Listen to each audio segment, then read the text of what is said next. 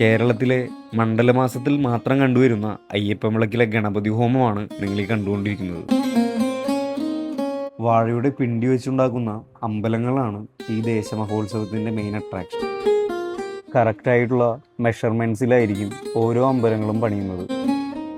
അയ്യപ്പൻ, വാവര്, ഗണപതി, ദേവി, മുരുകൻ ഇങ്ങനെ ഓരോ പ്രതിഷ്ഠയും ഈ അമ്പലങ്ങളിൽ വരും. വൃതാനുഷ്ഠാനത്തോടു കൂടിയായിരിക്കും ഓരോ അമ്പലങ്ങളും പണിയുന്നത്. വർഷത്തിൽ ഒരിക്കലുണ്ടാവുന്ന അയ്യപ്പൻ വിളക്കുകൾ ഒരു ദേശത്തിന്റെ ഉത്സവമായി കൊണ്ടാടുന്നത് കൊണ്ട് തന്നെ ദേശമഹോത്സവമായി അയ്യപ്പൻ വിളക്കുകൾ കണക്കാക്കുന്നു. ഒരു ദേശത്തിന്റെ ഐശ്വര്യം, അഭിവൃദ്ധി ഇതെല്ലാം അയ്യപ്പൻ വിളക്കുകൾ സൂചിപ്പിക്കുന്നു. അയ്യപ്പൻ വിളക്കുകളിൽ തെളിയുന്ന ദീപങ്ങൾ കാഴ്ചയിൽ ഒരു പ്രത്യേക ഭംഗി തന്നെ ഉണ്ടാക്കുന്നു. ശരണം ശരണം അയ്യപ്പ ശബരിമല മണികണ്ഠ ശബരിമല വാസും മണികണ്ഠ. കേരളത്തിൽ തൃശ്ശൂർ ജില്ലയിൽ കൊടുങ്ങല്ലൂരിലെ കണ്ടാംകുളം ദേശവിളക്കാണ് നിങ്ങളിപ്പോൾ കണ്ടുകൊണ്ടിരിക്കുന്നത്.